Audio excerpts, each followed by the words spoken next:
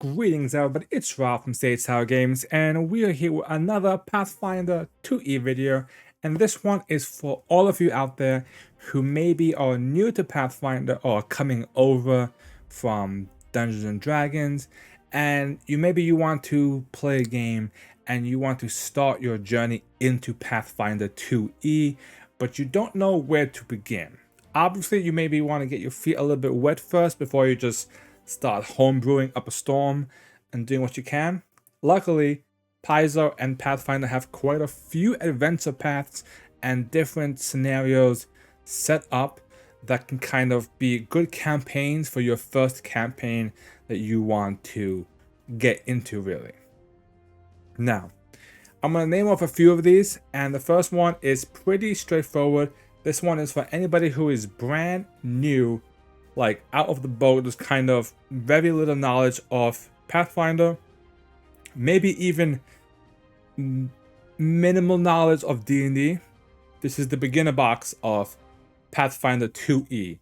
Now, the beginner box of Pathfinder is a solid one. It's been solid in 1E, the Starfinder one's been solid, and this one is no exception. It is a good adventure that slowly kind of walks the party through the different parts and steps of how things work in Pathfinder 2E, and it does a great way of telling it. It has a good adventure. You can either use the pre-gens, or if you want, you can allow your party to build their own characters. It will work fine either way. So I highly recommend the Pathfinder beginner box for that. Now, say you do the beginner box, or maybe you want to kind of work off that. A very popular adventure or campaign is the Abomination Vaults adventure path. This is set in the same area as where the beginner box is set up, so you can easily segue into it, no problem. And it is a level 1 to level 10 adventure path, a full campaign. It does come in multiple books, but now because it's been out for so long, they've actually released a full, like, one solid book of the whole thing. You can get that. It's a lot easier. It's available on Foundry as one big module you can just buy, and it has all 10 levels of the Abomination Vaults. And the campaign is basically a mega dungeon. It's just 10 different floors. Each floor has its own kind of story going on, but there's different things connecting them. The party can explore to their heart's content. It's got tons of stuff. And in fact, I have a group that I picked up of pretty much new players. Half of them have never even played any sort of tabletop before. And I did the beginner box, and I set them into the Abomination Vaults game, and they've been having a good time. All the little, road bumps and hiccups here and there as they kind of learn how to properly manage the way to play. Yeah, sure. But it's a solid book, a solid adventure path. If you want that kind of short campaign, there's a lot of there to actually work with. Say you don't want to go down that route at all. Say you want to go down a different route. Well, then you gotta decide on one thing. Do you want a shorter campaign or a longer campaign? Paizo releases their adventure paths in 2 different formats. A 3-book format and a 6-book format.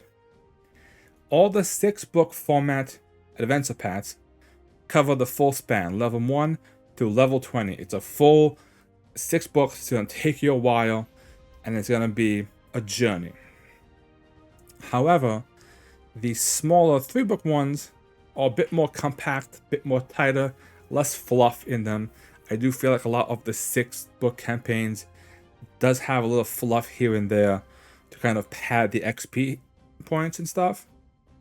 The 3 books ones are a lot shorter, a lot more concise, and they come in 2 flavors: 1 to 10, or 1 to 10 to 11, and then 11 to 20. So in most cases, you can play the first one that goes to 1 to 11, and then play the next one that goes to 11 to 20, kind of one big segue, if you will. So those are the flavors you want to go. I'm going to give a few recommendations on some of these, starting with the one that I played on my stream, on YouTube, and that is the Age of Ashes Adventure Path. This is the first one that they've released for Pathfinder 2nd Edition, and I have to praise this one. It is your classic fantasy adventure. It is a bit of a MacGuffin type hunt where you have to you find the special place, and then you have to essentially go here, get something, which will unlock the next part of the adventure, and so forth, so forth. It does, however, allow you to see a lot of Golarion, which is the world that Pathfinder takes place in. Different places to visit, different enemy types, classic like tropes to fight against.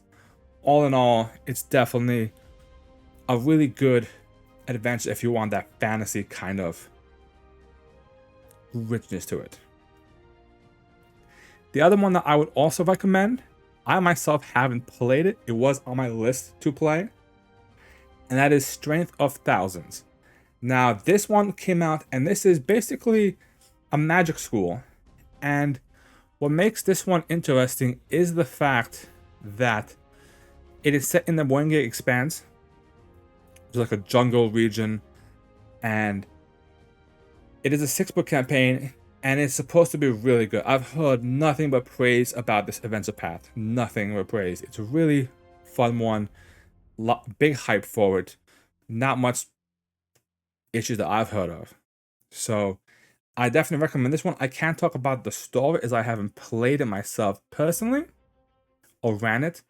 But overall, it is, from what I've heard, good recommendations.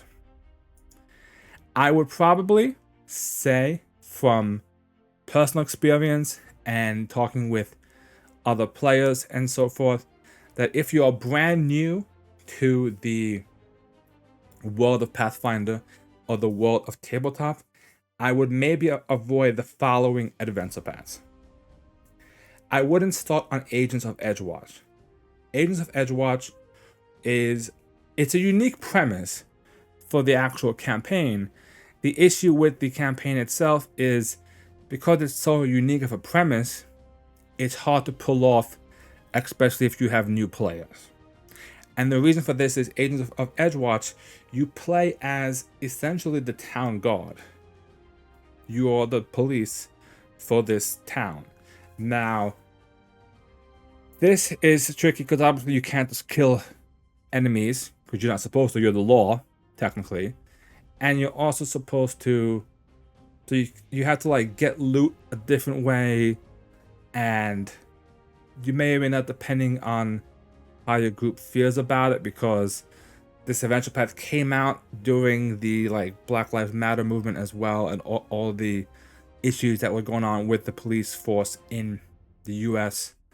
So there's a lot of that like stigma over being the police kind of deal. So keep that in mind. It is a very dangerous topic to kind of broach in this adventure path, as well as some of the early encounters can be a bit tricky depending on if your players are well versed or not. The other one that I've played a little bit off but have also heard more stories about is Extinction Curse. Extinction Curse, and this is going to be a bit of a spoiler, I hate to say it. It sounds really cool. You are part of a circus troupe, and you're all members of a circus. It's a traveling circus, and stuff happens, etc.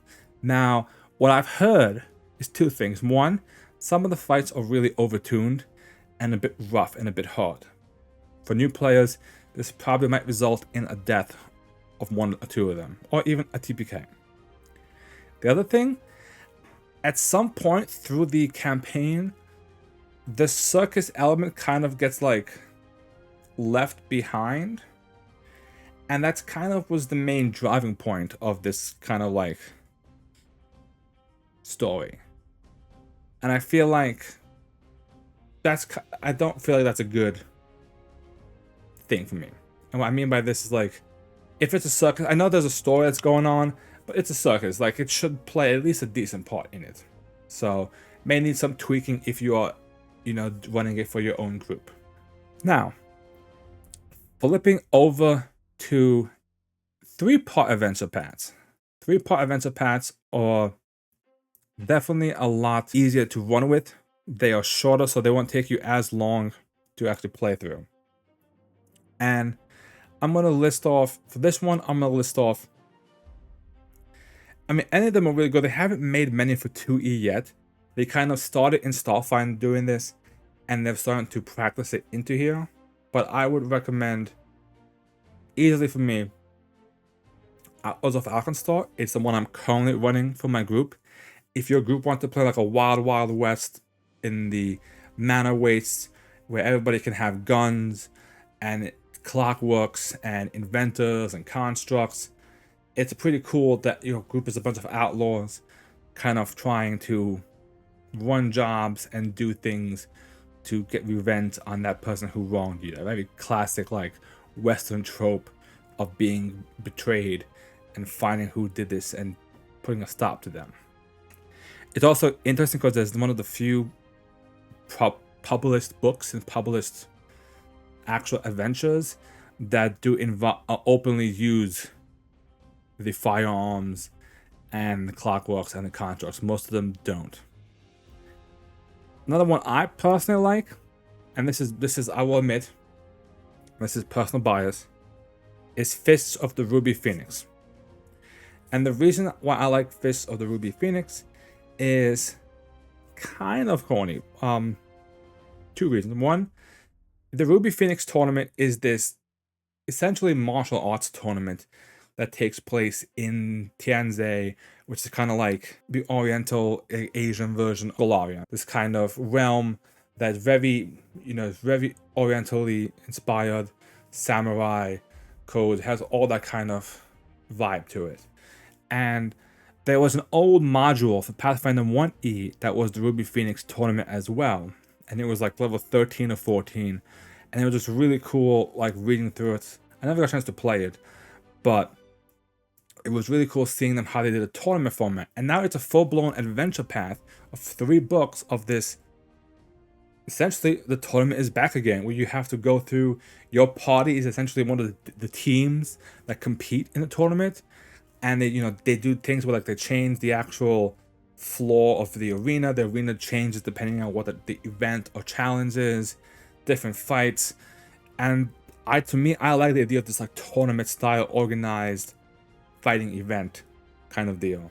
I also thought that was really cool. This is an upper level adventure path. This is the one that goes from 11 to 20, as opposed to Outlaws of Arkansas that goes from 1 to 11.